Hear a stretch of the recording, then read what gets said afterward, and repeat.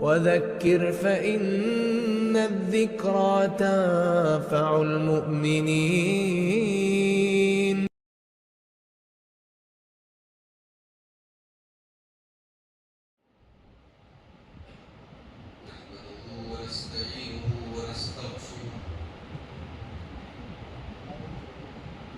ونعوذ بالله من شرور أنفسنا ومن سيئات أعمالنا من يهده الله فلا مضل له ومن يضلل فلا هادي له وأشهد أن لا إله إلا الله وحده لا شريك له وأشهد أن محمدا عبده ورسوله. يا أيها الذين آمنوا اتقوا الله حق تقاته ولا تموتن إلا وأنتم مسلمون. يا أيها الناس اتقوا ربكم الذي خلقكم من نفس واحدة وخلق منها زوجها وبث منهما رجالا كثيرا ونساء واتقوا الله الذي تساءلون به والأرحام إن الله كان عليكم رقيبا.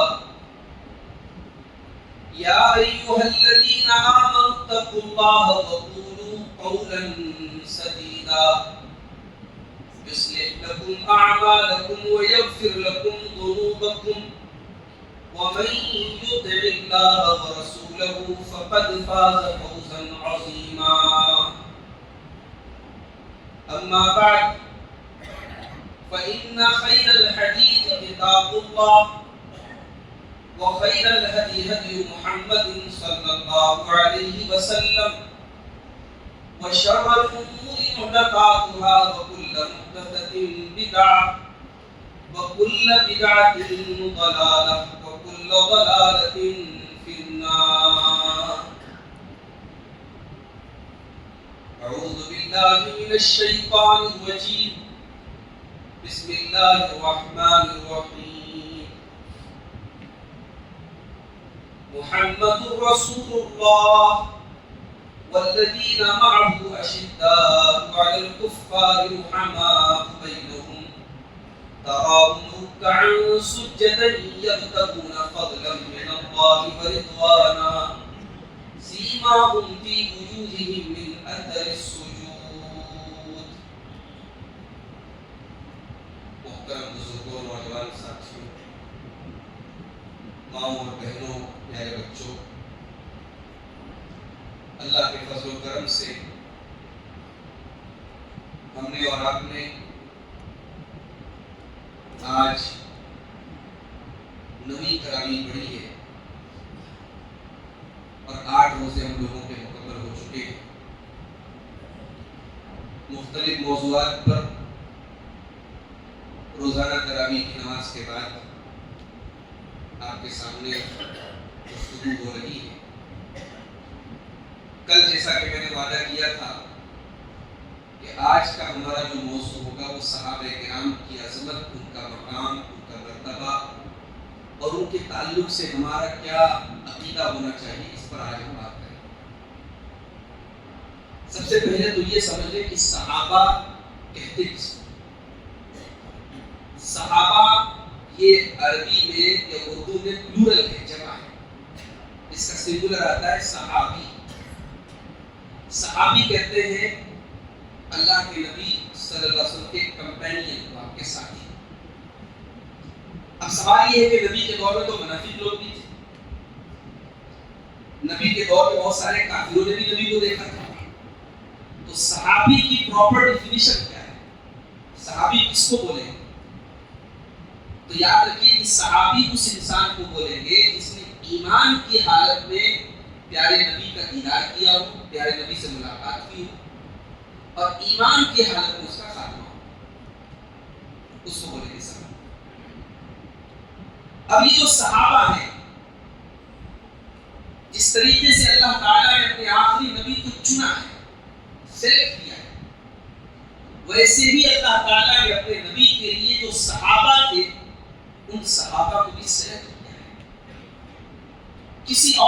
نبی کو ایسے ساتھی نہیں ملے جیسے ساتھی ہمارے پیارے نبی جناب محمد رسول اللہ صلی اللہ علیہ وسلم۔ صحابہ کیسے لوگ تھے؟ آئیے پہلے قرآن کی 2-3 آیتوں کی روشنی میں دیکھتے پھر بات کو آگے بڑھاتے ہیں۔ اسلام کا سب سے اوتھینٹک سورس تو قرآن ہے۔ قرآن صحابہ کے بارے میں کیا کہتا ہے؟ قرآن میں اللہ تعالیٰ نے سورہ فتح کی آخری آیت میں صحابہ کرام کا مقام ہے، فرمایا محمد رسول اللہ، محمد اللہ کے رسول ہیں صلی اللہ علیہ وسلم، والذین معه اشداء علی الکفار رحماء بینہم، اور جو آپ کے ساتھی ہیں، جو آپ کے کمپینین ہیں، وہ اللہ کے دشمنوں کے اوپر، کفار کے اوپر، مشرکوں کے اوپر بہت سخت ہیں، رحماء بینہم، اور آپس میں بہت رحم دل ہیں۔ یہ عجیب و غریب بات ہے، دو ان کے اندر کوالٹی دونوں کنٹراڈکٹری ہے، نرم بھی ہے سخت بھی۔ علامہ اقبال نے کہا وہ حلقے یاراں تو پریشم کی طرح نرم، ریشم جانتے ہیں سے بہت سخت، تو بنارس کے رہنے والے ہیں، بنارس کپڑے کا ساڑی کا وہ کاغذ ہوتا ہے، سلک جو ہوتا ہے اس میں بھی جو بہت ہی اعلیٰ کوالٹی کا جو سلک ہوتا ہے بہت مہنگا ہوتا ہے۔ تو علامہ اقبال کہتے ہیں وہ حلقے یاراں تو ریشم کی طرح نرم، اپنوں کے بیچ میں ہوں تو ریشم کی طرح سخت ہوتا ہے، اور رسم حق و باطل ہو تو فولاد ہے مومن، اور جب حق اور باطل کی لڑائی ہو تو مومن فولاد بن جاتا ہے۔ یہ تھے نبی کے صحابہ، اشداء علی الکفار، وہ اللہ کے دشمنوں کے اوپر بہت سخت ہے، رحماء بینہم، آپس میں بہت رحم دل ہے، تراہم رکعا سجدا یبتغون فضلا من اللہ ورضوانا، تم ان کو جب بھی دیکھو گے وہ یا تو تمہیں رکوع کی حالت میں نظر آئیں گے یا سجدے کی حالت میں نظر آئیں گے، اتنے بڑے عبادت گزار، اتنے بڑے عابد، اتنے بڑے زاہد ہیں، تمہیں ہمیشہ وہ رکوع میں سجدے میں نظر آئیں گے۔ یبتغون فضلا من اللہ ورضوانا، اور ان کی عبادتوں کا مقصد صرف اور صرف اللہ کو راضی کرنا ہے۔ سیماہم فی وجوہہم من اثر السجود، ان کا چہرہ بتا دے گا یہ اللہ والے لوگ ہیں، یہ نبی کے صحابہ ہیں، یہ محمد رسول اللہ کے ساتھی ہیں، ان کے چہرے پر ان کے سجدوں کا نشان ہوگا۔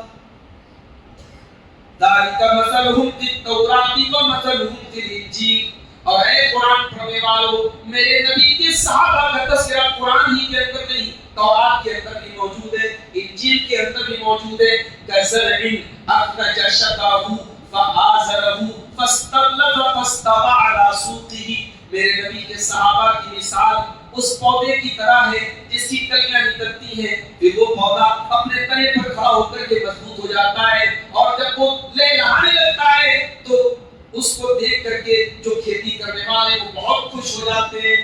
جو الزراع لیغیظ بہم الکفار، اور جب یہ پودا ایک مضبوط درخت بن جاتا ہے تو کافروں کو بڑا غصہ آتا ہے۔ میرے نبی کے صحابہ نے بھی اسلام کے درخت کو مضبوط کیا ہے، اور ان کو دیکھ کر کے کافروں کو غصہ آتا ہے۔ امام مالک رحمۃ اللہ علیہ اسی آیت سے دلیل پکڑتے ہیں، صحابہ کے اوپر جس کو غصہ ہے، صحابہ سے جو غیظ و غضب رکھے وہ کافر ہے۔ امام مالک نے اسی آیت سے استدلال کیا۔ تو صحابہ وہ لوگ ہیں، صحابہ وہ ہیں جن کا اللہ تعالیٰ نے امتحان لیا۔ کس چیز کا امتحان لیا؟ اولئک الذین امتحن اللہ قلوبہم للتقوی، اللہ تعالیٰ نے ان کے دلوں کے تقوی کو جانچ لیا ہے، اللہ نے ان کے دل کے اندر اللہ کا کتنا ڈر ہے اس کا امتحان لے لیا ہے، اور اس امتحان میں اللہ تعالیٰ نے ان کو پاس بھی کر دیا۔ سورہ توبہ کی 100 نمبر کی آیت میں فرمایا والسابقون الاولون من المہاجرین والانصار والذین اتبعوہم باحسان رضی اللہ عنہم ورضوا عنہ، میرے نبی کے وہ صحابہ جنہوں نے ہجرت کی مہاجرین تھے، اور چاہے وہ صحابہ جو انصار تھے، سب سے اللہ راضی ہوا، اور اللہ نے ان کے لیے جنت تیار کی۔ صحابہ کرام ایسے لوگ تھے، ان کے اندر تکلف نہیں تھا، بناوٹ نہیں تھی، سچے لوگ تھے، جو دکھتے تھے ویسے تھے۔ اسی لیے عبداللہ بن مسعود رضی اللہ تعالیٰ عنہ صحابہ کے بارے میں کہتے ہیں کانوا افضل هذه الامه، صحابہ اس امت کے سب سے افضل لوگ تھے، سب سے افضل لوگ تھے. فرمایا ابرہم قلوبا، ان کے دل سب سے زیادہ پاک و صاف تھے. واعمقہم علما، ان کا علم سب سے گہرا تھا. واقلہم تکلفا، ان کے اندر سب سے کم تکلف تھا. تکلف نہیں تھا، بناوٹ نہیں تھی، شو آف نہیں تھا. صحابہ کرام سچے لوگ تھے میرے بھائی. اور یہ صحابہ اس امت کے لیے سیکیورٹی تھی. جب تک صحابہ تھے امت بہت سارے فتنوں سے محفوظ تھی. یہ بڑے بڑے جو فتنے پیدا ہوئے، فتنے پیدا ہوئے، سب صحابہ کے بعد. اسی لیے اللہ کے پیارے نبی فرماتے النجوم امانۃ للسماء، ستارے آسمان کے لیے سیکیورٹی. جب تک ستارے آسمان پہ چمک رہے، آسمان قائم ہے. فَإِذَا ذَهَبَتِ النُّجُومُ، جب ستارے غائب ہو جائیں گے فَالسَّمَاءُ تُمْطَرُ، تو آسمان پر وہ مصیبت آ جائے گی جس کا وعدہ کیا جا رہا ہے، قیامت آ جائے گی. وَأَنَا أَمَنَةٌ لِأَصْحَابِي، اور میں اپنے صحابہ کے لیے سیکیورٹی ہوں. جب تک میں ہوں میرے صحابہ پر کوئی آنچ نہیں آئے گی. وَإِذَا ذَهَبْتُ، جب میں چلا جاؤں گا أَتَىٰ أَصْحَابِي مَا يُوعَدُونَ، تو میرے صحابہ پر وہ فتنے آ جائیں گے جس کا وعدہ کیا گیا ہے. وَأَصْحَابِي أَمَانَةٌ لِأُمَّتِي، اور میرے صحابہ میری امت کے لیے سیکیورٹی ہے. جب میرے صحابہ چلے جائیں گے تو میری امت کے اوپر جو فتنے آئیں گے جن کا میری امت سے وعدہ کیا گیا ہے، فتنے آئے. اور فتنے آئے، اس امت کے جتنے فتنے پیدا ہوئے صحابہ کرام کے بعد پیدا ہوئے. صحابہ کرام اس امت کے سیکیورٹی تھے میرے پیارے ساتھی. جب تک وہ موجود تھے امت بہت سارے فتنوں سے محفوظ تھی. اور یہ بھی یاد رکھیے صحابہ کرام میں دو گروپ تھا، ایک مہاجرین کا، ایک انصار کا. ایک وہ تھے جنہوں نے دین کے لیے سب کچھ لوٹا دیا، اور ایک وہ تھے جنہوں نے ان لوٹے ہوئے لوگوں کی مدد کی. قرآن کا 28واں پارہ سورہ حج میں اللہ نے للفقراء المهاجرين الذين اخرجوا من ديارهم واموالهم، نبی کے وہ فقیر و غریب صحابہ جو ہجرت کرنے والے تھے، جو اپنے گھروں سے نکال دیے گئے، اپنے مال سے نکال دیے گئے. وَيَنْصُرُونَ اللَّهَ وَرَسُولَهُ، جو اللہ کی مدد کرتے تھے، رسول کی مدد کرتے تھے. أُولَٰئِكَ هُمُ الصَّادِقُونَ، یہ سچے لوگ تھے. وَالَّذِينَ تَبَوَّءُوا الدَّارَ وَالْإِيمَانَ مِن قَبْلِهِمْ، اور نبی کے دوسری طرف وہ صحابہ تھے جو پہلے سے مدینہ کے اندر رہتے تھے اور جن کے دل میں ایمان گھر کر چکا تھا. یحبون من ہاجر الیہم، جو اپنے مہاجر بھائیوں سے محبت کرتے تھے. ولا یجدون فی صدورہم حاجۃ مما اوتوا، اور ان کے مہاجر بھائیوں کو کوئی چیز اگر دے دی جائے تو اپنے دل میں کوئی تنگی محسوس نہیں کرتے تھے. ایسا بھی ہوا جنگ کے میدان میں مال غنیمت آیا، اللہ کے رسول نے مہاجرین کو دیا، انصار کو نہیں دیا. انصار نے صبر سے کہا، عمر دل میں تنگی پیدا نہیں. وَيُؤْثِرُونَ عَلَىٰ أَنفُسِهِمْ وَلَوْ كَانَ بِهِمْ خَصَاصَةٌ، میرے نبی کے یہ انصار صحابہ اتنے مخلص لوگ تھے، اتنی قربانی دینے والے لوگ تھے، یہ اپنے حق کو دوسروں کے اوپر قربان کر دیتے تھے. ان کو ضرورت ہوتی تھی تب بھی اپنے حق کو دوسروں کے اوپر قربان کر دیتے تھے. نبی اکرم کے پاس ایک صحابی آئے، اے اللہ کے نبی بھوکا ہوں، کھانا کھلا دیجیے. نبی نے اپنے گھر میں پتہ لگایا، 9 بیویاں تھیں، 9 بیویوں میں سے کسی کے کچن میں کھانا نہیں ہے، کسی کے گھر میں کھانا نہیں ہے. آپ نے کہا کوئی ہے من یصیب حاضر لیتا جو میرے اس مہمان کو آج کھانا کھلاتا. ابو طلحہ انصاری کھڑے ہوئے، اے اللہ کے رسول آپ کا مہمان میرا مہمان ہے، میں کھانا کھلاؤں گا. پوچھنے نہیں گئے گھر دال بچی ہے کہ نہیں بچی ہے، روٹی بچی ہے کہ نہیں بچی ہے، پتہ نہیں کرنے گئے. کہہ دیا کہ ٹھیک ہے میں مہمان بناؤں گا، آپ کے مہمان کو میں کھانا. گھر آئے، بیوی سے کہا کہ نبی کا مہمان لے آئے. میری پیاری ماں اور بہنوں، صحابہ کے ساتھ ساتھ صحابیات کا مقام بھی سمجھو. صحابہ اگر ایسے تھے تو ان کی بیویاں کیسی تھی. بڑے لوگ ایسے ہی بڑے نہیں ہو جاتے، بڑے لوگوں کی فیملی بھی بڑی ہوتی. صحابہ اگر بڑے اونچے مقام کے تھے تو ان کی گھر والیاں بھی بڑے اونچے مقام. آج کے گھر کی کوئی عورت ہو اور کوئی بگ بگ بلائے مہمان لے کے چلا آئے، کوئی دیکھیے صاحب ماتھے پر کتنی سلوٹیں آتی ہیں اور کتنا سننا پڑتا ہے. ابو طلحہ نے کہا نبی کا مہمان لے کے آیا ہوں. بیوی نے کہا گھر میں کھانا تو نہیں، تھوڑا سا کھانا ہے بچوں کے لیے بچوں کے لیے کھانا رکھا ہے، ہمارے تو کھانے بھر کا کھانا نہیں، آپ مہمان کو لے کے چلے آپ کیا کریں؟ کوئی بات نہیں، نبی کا مہمان بھوکا نہیں جانا چاہیے. بچوں کو کس طریقے سے پہلا دو، سلا دو، پھسلا کے سلا دو. مہمان کو میں لے کے آتا ہوں، ہم لوگ مینج کریں گے، ہم بھوکے رہ جائیں گے مہمان کو کھانا. ابو طلحہ انصاری مہمان کو گھر لائے، بچوں کو سلایا، اور جب کھانے کا ٹائم آیا چراغ کی بتی بجھا دی، اپنے سامنے خالی برتن رکھ کے بیٹھ گئے. مہمان کے سامنے کھانا رکھ دیا، مہمان کے سامنے منہ چلاتے رہے. مہمان کے سامنے میں بھی کھا رہا ہوں، میرا میزبان بھی کھا رہا ہے. مہمان کا پیٹ بھر گیا، میزبان بھوکا رہا. صبح ہوئی، نبی اکرم کے پاس آئے. نبی اکرم نے کہا ابو طلحہ اللہ تعالیٰ تمہارے عمل سے بہت خوش ہے. وَيُؤْثِرُونَ عَلَىٰ أَنفُسِهِمْ وَلَوْ كَانَ بِهِمْ خَصَاصَةٌ. میرے نبی کے یہ صحابہ ایسے تھے، اپنے حق کو دوسروں کے اوپر قربان کر دیتے تھے.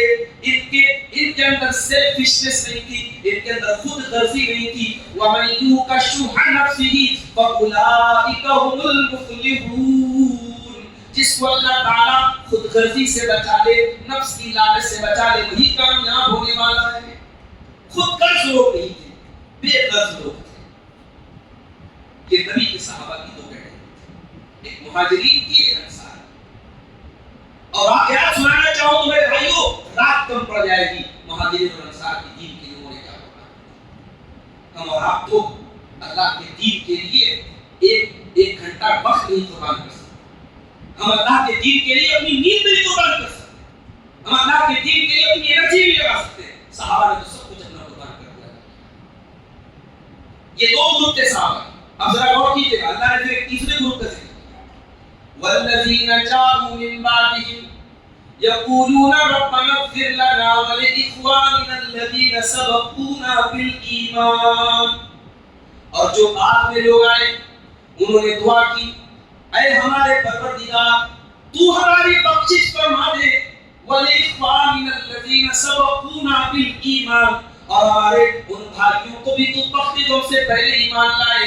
وَلَا تَجْعَلْ فِي قُلُوبِنَا غِلًّا لِلَّذِينَ آمَنُوا. اور اے اللہ ہمارے دل میں ایمان والوں کے خلاف کوئی کینہ کپٹ نہ رکھنے دے. ہمارے دلوں کو تو پاک رکھ. صحابہ کے بارے میں ہمارے دل میں کوئی کینہ نہیں. یہ ہے تیسرا گروپ. ہمیں اس تیسرے گروپ میں سے بھئی ہم ہیں کون کہ صحابہ کرام کے خلاف دل میں کینہ رکھیں. ہم تو یہی دعا پڑھتے ہیں کہ اللہ ہمیں بھی بخش دے اور ہم سے پہلے جو ایمان والے ہیں ان کو بخش دے اور ہمارے دل میں کسی مومن کے کوئی کینہ نہ رکھے. یہ دعا اللہ تعالیٰ نے قیامت تک آنے والے مومنوں کو سکھائی. صحابہ کرام کو برا بھلا کہنا، کیچڑ اچھالنا، یا اپنی نیکیوں کو برباد کرنا ہے. صحیح مسلم کی روایت ہے، اللہ کے پیارے نبی فرماتے ہیں لا تسبوا اصحابی، لا تسبوا اصحابی. میرے صحابہ کو تم برا بھلا نہ کہنا، میرے صحابہ پر تم لعن مت کرنا. فوالذی نفسی بیدہ، اس اللہ کی قسم جس کے ہاتھ میں میری جان ہے، لو انفق احدکم انفق مثل احد ذهبا. اگر تم میں سے کوئی احد پہاڑ کے برابر بھی سونا خرچ کر دے، میرے صحابی نے اگر اللہ کی راہ میں ایک مد یا آدھا مد اگر اللہ کی راہ میں خرچ کیا ہے، اس کا تم لوگ اس کی برابری نہیں کر سکتے، اس کے برابر نہیں کر سکتے. کبھی موقع ملے میرے نوجوان ساتھیوں تو غزوہ تبوک ذرا اٹھا کر کے پڑھنا. نبی کی سیرت میں بڑا عجیب و غریب غزوہ تھا. قربانی کی عجیب و غریب داستانیں ملیں گی. صحابہ نے اس غزوے میں کیسے قربانی کی. سواریاں کم تھی، کھانے کو کچھ نہیں تھا. 700 کلومیٹر کا سفر، مئی جون کی گرمی، عرب کا تپا ہوا صحرا. نبی اکرم کی عادت تھی جب سفر میں جاتے تھے اعلان کرتے تھے، ڈائریکشن نہیں بتاتے تھے. کہتے تھے سفر میں جانا ہے ڈائریکشن نہیں بتاتے. مگر اس سفر میں ڈائریکشن آپ نے کلیئر بتا دیا، ہمیں تبوک جانا ہے. کس سے لڑائی کرنا ہے؟ رومن امپائر سے لڑائی کرنا ہے. اس زمانے کی سپر پاور تھی. تبوک جانا ہے. مدینہ سے تبوک 700 کلومیٹر. نبی نے اعلان کیا ہمارے پاس سامان کی کمی ہے، جنگ میں جانا ہے، اور اس لشکر کی تیاری میں جو تعاون کرے گا میں جنت کی گارنٹی دیتا ہوں. عثمان غنی نے اپنے خزانے لٹائے تھے. دولت کما لینا بڑی بات نہیں ہے، دین کے لیے ضرورت پڑے تو اپنی دولت کے بہانے کھول دینا. کوئی عثمان سونے کی اشرفیاں لا کے نبی کے قدموں میں رکھ دی. نبی ان کے اشرفیوں کو ایسے ہاتھ دے کے کہتے ہیں ما ضر عثمان ما عمل بعد اليوم قط. عثمان کو آج کے بعد اس کا کوئی عمل نقصان نہیں پہنچا. یہی موقع تھا حضرت عمر کہتے ہیں پہلی بار دل میں خواہش پیدا ہو کہ آج میں ابو بکر سے آگے بڑھ کے دکھاؤں. ہمیشہ ابو بکر نیکی کے معاملے میں آگے بڑھتے ہیں، میں آگے بڑھ کے دکھاؤں. حضرت عمر اپنے گھر گئے، اپنے گھر کے سارے سامان کو اکٹھا کیا، سارے مال کو اکٹھا کیا، 2 حصوں میں ڈیوائڈ کیا، آدھا گھر چھوڑا، آدھا نبی کے پاس لے گیا. نبی نے پوچھا ماں اب کہیں تلے اہل، اے عمر گھر والوں کے لیے کیا چھوڑ گیا؟ کہا اللہ کے نبی آدھا لے کے آیا ہوں، آدھا چھوڑ گیا. حضرت عمر منی میں بہت خوش ہے کہ آج ابو بکر سے میں آگے نکل گیا. تھوڑی دیر کے بعد حضرت ابو بکر صدیق رضی اللہ تعالیٰ عنہ آئے، انہوں نے بھی اپنے گھر کا مال لا کے رکھ دیا. نبی نے ان سے بھی سیم سوال پوچھا ماں اب کہیں تلے اہل، اے ابو بکر گھر والوں کے لیے کیا چھوڑا؟ فرمایا اب قیت لهم اللہ ورسولہ، اے اللہ کے نبی آج اسلام کو میرے مال کی ضرورت ہے، میں مال کیوں بچاؤں گا؟ میں سارا کا سارا مال لے کے آیا ہوں، میں گھر والوں کو اللہ اس کے رسول کے نام پہ چھوڑ کے آیا ہوں. اور فاروق کی آنکھوں میں آنسو آ کہا کہ اے عمر تو کبھی ابو بکر کا مقابلہ نہیں کر سکتا. اسی غزوہ تبوک کے موقع پر کچھ غریب صحابہ تھے، مزدوری کرتے تھے، ان کے دل میں بھی آرزو پیدا ہوئی اس غزوے میں ہم بھی تعاون کریں. ان کے پاس پیسہ نہیں تھا، ان کے پاس دولت نہیں تھی، انہوں نے نائٹ شفٹ میں کام کیا، راتوں میں لکڑیاں جا کے اٹھائیں، ایکسٹرا کام کیا، اور جو مزدوری ملی 1 مٹھی جو، آدھا مٹھی جو، وہ نبی کے پاس لے گئے. منافقوں نے مذاق اڑایا کہ صاحب یہ آئے ہیں 1 مٹھی جو سے اسلام کی مدد کریں. اس موقع پر اللہ کے نبی نے کہا کہ ان کا 1 مٹھی جو تمہارے بہت پہاڑ کا بھی مقابلہ، تمہارا بہت پہاڑ ہی ان کی 1 مٹھی جو کا مقابلہ نہیں کر سکتا. یہی نبی کے صحابہ تھے، اسی غزوہ تبوک کے موقع پر آئے. اے اللہ کے نبی ہم بھی آپ کے ساتھ جانا چاہتے ہیں. آپ نے کہا سواری ہے؟ سواری نہیں ہے. آپ نے کہا میں معذرت چاہتا ہوں، میں معذرت چاہتا ہوں، میں آپ لوگوں کو نہیں لے کے جا سکتا. وہ غریب صحابہ نبی کے ساتھ جانا چاہتے، قربانی دینا چاہتے، ان کو موقع نہیں مل پا رہا ہے، سواری نہیں ہے. وہ پلٹ کر کے جانے لگتے ہیں. جب پلٹ کر کے جانے لگتے ہیں ان کی آنکھوں سے آنسو بہے. وہ نبی کے سامنے نہیں ہوئے، پلٹ کر کے ہوئے. نبی دیکھ نہ لے، نبی کی نظر نہ پڑے. نبی نے تو نہیں دیکھا، عرش والے نے دیکھا، عرش والے نے دیکھا اور قرآن کی آیت نازل کر دی وَلَا عَلَى الَّذِينَ إِذَا مَا أَتَوْكَ لِتَحْمِلَهُمْ قُلْتَ لَا أَجِدُ مَا أَحْمِلُكُمْ عَلَيْهِ. اے میرے نبی آپ کے وہ صحابہ جو آپ کے پاس آئے تھے اور آپ نے ان سے کہا تھا کہ میرے پاس سواری کا انتظام نہیں ہے، تولوا وأعينهم تفيض من الدمع حزنا ألا يجدوا ما ينفقون. اے میرے نبی وہ پلٹ کر کے رونے لگتے ہیں، ان کی آنکھوں سے آنسو بہنے لگتے ہیں. ان کو اس بات کا ملال ہے کہ کاش ہمارے پاس بھی وہ دولت ہوتی جو اللہ کی راہ میں ہم خرچ کرتے. یہ جنت حضرت صہیب رومی رضی اللہ عنہ مکہ سے مدینہ ہجرت کر کے جانے لگے. سارا مال، سارا روپیہ پیسہ سب اکٹھا کر کے لے کے جانا. مکہ کے کافروں نے پکڑا، کہاں جا رہا؟ کہا مدینہ جا رہا ہوں نبی کے پاس. کہا اے صہیب مکہ آئے تھے تو خالی ہاتھ تھے، تم غریب تھے، ہمارے بیچ میں رہ کے پیسہ کمایا اور آج سارا پیسہ لے کے مدینہ جانا چاہتا ہوں. نہیں جانا. کہا پھر کیا کرو گے؟ سارا مال چھوڑ کے جانا پڑا. ساری زندگی کی گاڑی کمائی حضرت صہیب نے 1 سیکنڈ بھی نہیں لیا. کہا ٹھیک ہے اللہ کے دین پہ سب قربان. سارا مال ان کے حوالے کیا، خالی ہاتھ سواری پر بیٹھے مدینہ پہنچے. جب مدینہ پہنچے نبی نے نبی کے طرف اپنے صحابی کا استقبال کیا، گلے لگایا اور نبی کو بھی انہوں نے کچھ بتایا نہیں، ان کے بغیر بتائے نبی نے کہہ دیا ربح قلبیا. اے صہیب تو نے بڑے فائدے کا سودا کیا، تو گھاٹا نہیں تو منافع کما کے آیا ہے، تو فائدہ کما کے آیا ہے. یہ نبی کے ساتھ. اس لیے بات یاد رکھو، صحابہ کرام پر کیچڑ اچھالنا یہ کبھی کسی مومن کی شان نہیں ہو سکتی. اور جن لوگوں نے پورے مسلک کی بنیاد رکھی صحابہ کی دشمنی پر، انہوں نے جانتے ہو بنیاد کیا بنائی؟ کہ صحابہ اہل بیت کے دشمن تھے، صحابہ علی کے دشمن تھے، صحابہ فاطمہ کے دشمن تھے، صحابہ حسن و حسین کے دشمن تھے. ابو بکر نے حضرت فاطمہ کو ان کا حق نہیں دیا، حضرت عمر نے حضرت فاطمہ کے گھر کو آگ لگا دی، حضرت عثمان نے یہ کیا، فلاں نے یہ کیا. یہ سارے قصے کیوں بڑھے تھے؟ یہ قصے اس لیے بڑھے تاکہ اہل بیت کی محبت کا ٹائٹل تو لگ جائے مگر صحابہ کی نفرت دلوں میں پیدا ہو جائے. اگر صحابہ کی نفرت دلوں میں پیدا ہو گئی تو پھر نہ قرآن پر یقین باقی بچا نہ حدیث پر یقین باقی بچا. کیونکہ قرآن ہمیں ٹرانسفر کرنے والے صحابہ، حدیث ہمیں بیان کرنے والے صحابہ. اس لیے امام ابو زرع راضی جو تیسری صدی ہجری کے بہت بڑے عالم ہیں، انہوں نے کہا کہ جو صحابہ کرام کو برا بھلا کہے تو سمجھو وہ زندیق ہے، بے دین ہے۔ کیوں؟ کیونکہ دین ہمیں ملا ہے صحابہ سے، قرآن ہمیں ملا ہے صحابہ سے، حدیثیں ملی ہے صحابہ سے۔ تو جو میڈیٹر ہے نبی کے بیچ میں ہمارے بیچ میں، وہ تو اسی کو جو ہے شک کے دائرے میں لانا چاہتے ہیں۔ تو جو نبی کے صحابہ کو برا بھلا کہے فَالْجَرْحُ بِهِ أَوْلَىٰ، اس کو ہم برا بھلا کہیں گے، اس پر جرا کریں گے، ہم نبی کے صحابہ کو برا بھلا کریں گے۔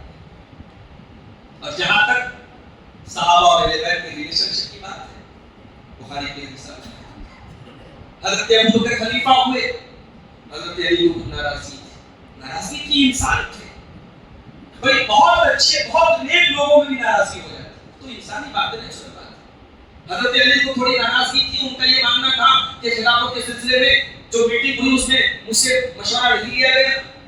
اس موقع پر حضرت علی رضی اللہ عنہ موجود نہیں تھے، ناراض تھے۔ 6 مہینے تک انہوں نے بیعت کی، 6 مہینہ گزر گیا، حضرت علی نے پیغام بھیجوایا، حضرت فاطمہ کا انتقال ہو چکا ہے، بخاری کی روایت آپ کو پڑھی۔ حضرت علی نے پیغام بھیجا کہ ابو بکر میں آپ سے ملنا چاہتا ہوں۔ ابو بکر امیر المومنین ہیں، خلیفہ وقت تھے، وہ چاہتے تو کہہ سکتے تھے میں خلیفہ ہوں تو میرے پاس ہو، میں کیوں تمہارے پاس؟ مگر اہل بیت کا احترام ہے کہ نبی کے داماد ہیں، نبی کے چچا کے بیٹے ہیں، نبی کے چہیتے ہیں، نبی نے پالا ہے علی کو۔ علی نے بلایا ابو بکر، خلیفہ ہونے کے باوجود ان کے گھر پہنچے، شکوے شکایتیں ایک دوسرے کی دور ہوئی۔ حضرت علی نے کہا اے ابو بکر، ہمارا یہ ماننا ہے کہ نبی سے جو قرابت ہماری، جو رشتہ داری ہماری ہے، ہمارا کب سے مشورہ ہونا چاہیے تھا، ہم سے نہیں پوچھا گیا، ہم سے بات نہیں کی۔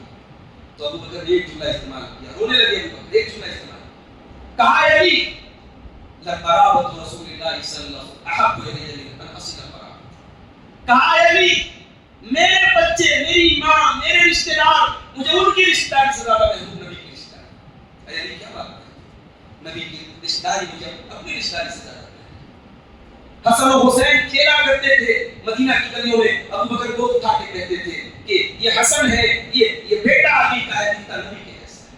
یہ ابو بکر جو کہا کرتے تھے ان کو محمد فی اہل بیت ہے، محمد کی محبت اگر تلاش کرنا ہے ان کے اہل بیت کو تلاش صلی اللہ علیہ وسلم۔ حضرت عمر کا انتقال ہوا، غسل دیا جا رہا ہے، حضرت عبداللہ بن عباس کہتے ہیں میرے کندھے پر کسی نے ہاتھ رکھ کے کہا کہ اللہ کی قسم اے جاننے والے، اگر اللہ مجھ سے پوچھتا کہ کس کا عمل لے کر، کس کے جیسا عمل تو لے کر کے میرے پاس آنا چاہتا ہے، میں کہتا کہ میں تیرے جیسا عمل لے کے جانا چاہتا ہوں۔ کیوں؟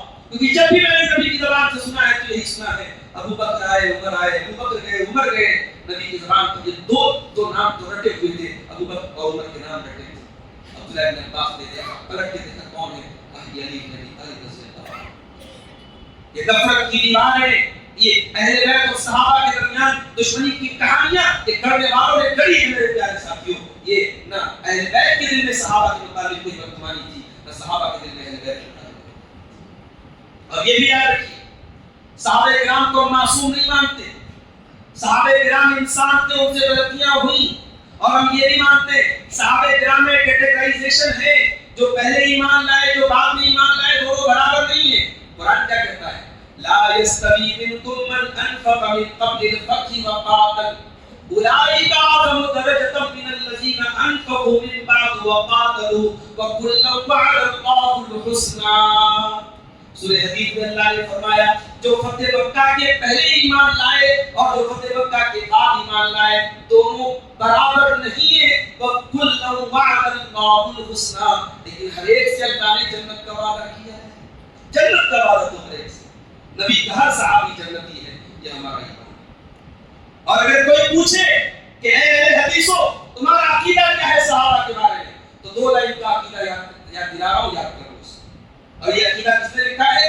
بہت بڑا نام ہے، امام طحاوی رحمۃ اللہ علیہ، یہ 4 صدی ہجری کے بہت بڑے عالم ہیں۔ امام طحاوی 2 لائن میں اہل سنت کا عقیدہ بیان کرتے ہیں، کہتے ہیں وَنُحِبُّ أَصْحَابَ رَسُولِ اللَّهِ، ہم نبی کے صحابہ سے محبت کرتے ہیں، وَلَا نُفْرِطُ فِي حُبِّ أَحَدٍ مِّنْهُمْ، اور ہم کسی صحابی کے بارے میں حد سے تجاوز نہیں کرتے۔ علی کی محبت میں لوگوں نے حد سے تجاوز کیا نہیں، حضرت علی کو اللہ کے مقام تک بٹھایا نہیں، حضرت علی کو مشکل کشا کہا کہ نہیں کہا۔ ہم کسی صحابی کے بارے میں حد سے تجاوز نہیں کرتے، وَلَا نَتَبَرَّأُ مِنْ أَحَدٍ مِّنْهُمْ، اور ہم کسی صحابی پر تبرہ نہیں کرتے، کسی صحابی سے اپنا تعلق توڑنے کی بات نہیں کرتے۔ اور سنیے وَنُبْغِضُ مَن يُبْغِضُ، یہ جملہ بہت یاد رکھیں. جو صحابہ سے بغض رکھے ہم اس سے بغض رکھیں. وَبِغَيْرِ الْخَيْرِ يَذْكُرُهُ. تو صحابہ کا ذکر غلط انداز میں کریں ہم اس سے بغض رکھیں. چاہے وہ کوئی ہو، اس کی داڑھی کتنی لمبی ہو، اس کی پگڑی کتنی خوبصورت ہو، اس کے بات کرنے کا انداز کتنا اچھا ہو، یہ ہمارا عقیدہ ہے. جو نبی کے صحابہ کریں وہ ہمارا ہے. سیدھی سی بات. آپ علی مرزا جیسے دو کوڑی کے لوگ جن کی حیثیت یہ ہے کہ وہ مغرب میں رفع یدین کر رہا ہے، عشاء میں ہاتھ چھوڑ کے نماز پڑھا، وہ کہہ رہا ہے صاحب ہاتھ چھوڑ کے بھی نماز پڑھنا نبی سے ثابت ہے، ہاتھ بھاتی بھی پڑھنا نبی سے ثابت ہے. یہ عجیب و غریب جو ہے چھوٹو کا مربع دین تو بنا رہا ہے، اس انسان کا اپنا آئیڈیا مان رہا ہے. جو بنو امیہ کہہ کر کہ آپ کو حضرت معاویہ سے پسند کرنا ہے، جو علی کی محبت کے نام پر آپ کو صحابہ کرام کی پوری ٹیم سے جو ہے نفرت اور ان کی بدگمانی آپ کے دل میں پیدا کر آج وہ آپ کا ہیرو. آج ہمارے بہت سارے نوجوان اس کی کلپ سنتے ہیں، اس کے ویڈیو سنتے ہیں، اس کو اپنا امام مانتے ہیں. ایسے لوگوں کو اپنے جوتوں کی ٹھوکر پر رکھتے ہیں جو نبی کے صحابہ سے آپ کو بدزن کرے گا. ہمارا عقیدہ کل بھی یہی تھا اور آج بھی قیامت تک یہی رہے گا. ریسرچ ہوتی رہے، تحقیق ہوتی رہے. آپ کی ساری تحقیق قرآن سے اوپر نہیں ہے. قرآن کہہ رہا ہے وَكُلًّا وَعَدَ اللَّهُ الْحُسْنَى. نبی کا ہر صحابی جنت. آپ ایک طرف حضرت معاویہ کو رضی اللہ عنہ بولے اور دوسری طرف کہیں کہ حضرت حسن کو زہر دے دیا اس نے.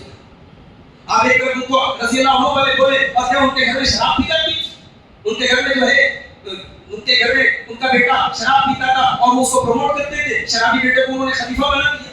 کیا بات کرتے ہو؟ کچھ کامن سینس کی بات کرو. نبی کے صحابہ کے بارے میں اپنے دماغوں کو صاف حُبُّهُمْ دِینٌ وَإِیمَانٌ وَإِحْسَانٌ. نبی کے صحابہ کی محبت دین ہے، ایمان ہے، احسان ہے. وَبُغْضُهُمْ كُفْرٌ وَنِفَاقٌ وَطُغْیان. اور نبی کے صحابہ سے نفرت کرنا یہ کفر کی علامت ہے، یہ نفاق کی علامت ہے. اور ایک آخری بات سن لیجیے. ہمارے یہاں سند ہوتی ہے. سند جانتے ہیں؟ سند کا مطلب سمجھتے ہیں؟ چین. امام بخاری نے کہا مجھ سے حدیث بیان کی میرے استاد ہیں، انہوں نے کہا مجھ سے حدیث بیان کی میرے استاد ہیں، انہوں نے کہا مجھ سے حدیث بیان کی امام مالک نے، انہوں نے کہا مجھ سے حدیث بیان کی حضرت نافع نے، انہوں نے کہا مجھ سے حدیث بیان کی عبداللہ بن عمر نے، انہوں نے کہا مجھ سے حدیث بیان کی اللہ کے رسول. یہ پوری سند ہوتی ہے. اب سند کے ہر راوی کو چیک کیا جاتا ہے کہ بھئی یہ راوی صحیح ہے کہ صحیح. یہ سلسلہ تابعین تک چلتا ہے. تابعین تک کو آپ کو چیک کرنا ہے. تابعی بھی ضعیف ہو سکتا ہے لیکن صحابی کو چیک نہیں کیا جائے.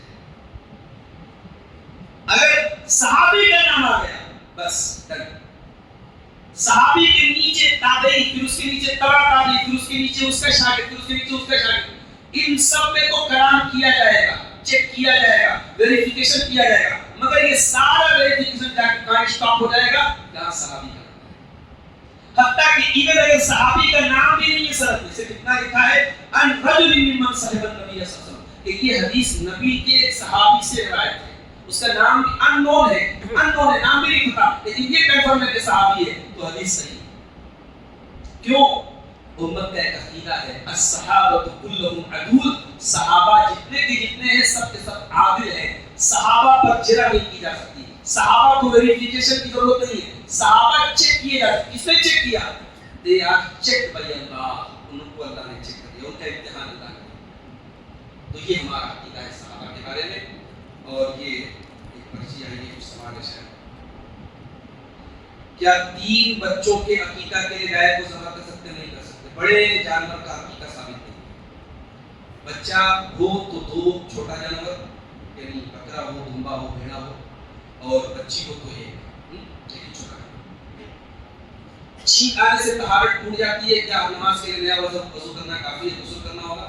چھینک آنے سے طہارت نہیں ہوتی اور ہر نماز کے لیے نیا وضو کرنے کی ضرورت نہیں ہے. کر لے تو بہتر ہے. اگر وضو برقرار ہے تو نیا وضو کرنے کی ضرورت نہیں ہے، کر لے تو بہتر ہے.